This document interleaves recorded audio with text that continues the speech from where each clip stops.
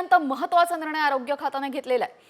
अपघातग्रस्त रुग्णांसाठी 1 लाखांपर्यंत कॅशलेस उपचार आता उपलब्ध होणार आहेत। आरोग्यमंत्री प्रकाश आंबेडकर यांच्या अध्यक्षतेखाली पार पडलेल्या बैठकीमध्ये हा महत्त्वाचा निर्णय झालेला आहे।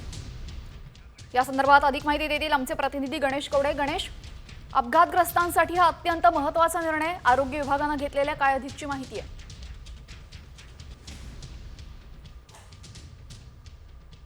नक्कीच ज्या ठिकाणी अपघात होतो आणि त्या ठिकाणच्या जवळच्या रुग्णालयामध्ये उपचारासाठी एखाद्या रुग्णाला दाखल केल्यानंतर त्याच्याकडे पैशाची आहे ती मागणी होते आणि यासाठीच कुठेतरी ही पैशाची मागणी होऊ नये यासाठी सरकारच्या वतीने अत्यंत महत्त्वाचा निर्णय घेतला असंच म्हणावं लागणार आहे। कारण की अपघात झाल्यानंतर त्या ठिकाणी उपचारासाठी गेलेल्या रुग्णाला 1 लाखापर्यंत कॅशलेसची आहे ती सुविधा सध्या सरकारच्या वतीने देण्यात आलेली आहे। त्या प्रामुख्याने जर बघितलं असेल तर शासकीय रुग्णालयामध्ये हा उपचार दिला जातो, मात्र खाजगी रुग्णालयामध्ये या उपचार देण्यासाठी टाळाटाळ होताना पाहायला मिळत होती। मात्र आता सर्वच रुग्णालयामध्ये आहे ते अपघात झाल्यानंतरून आहे ते उपचार मिळण्यासाठी फायदा होताना पाहायला मिळणार आहे। कारण की ज्यावेळेस रुग्णालयामध्ये दाखल केलं जातं त्याच वेळेस नंतरून लगेच त्या रुग्णांकडून आहे ती पैशाची मागणी होते आणि यासाठीच हा सरकारच्या वतीने एक महत्त्वाचा निर्णय घेतला असंच म्हणावं लागणार आहे। तेजल जी, धन्यवाद गणेश, आपण दिलेल्या सविस्तर माहितीबद्दल।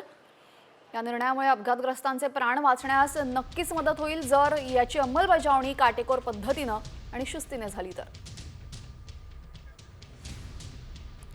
अपघातग्रस्त रुग्णांसाठी जवळपास 1 लाखांपर्यंत कॅशलेस उपचार मिळणार आहे। पूर्वी ही सोय फक्त शासकीय रुग्णालयांसाठी होती, मात्र आता सर्व रुग्णालयांना लागू करण्यात आलेला आहे।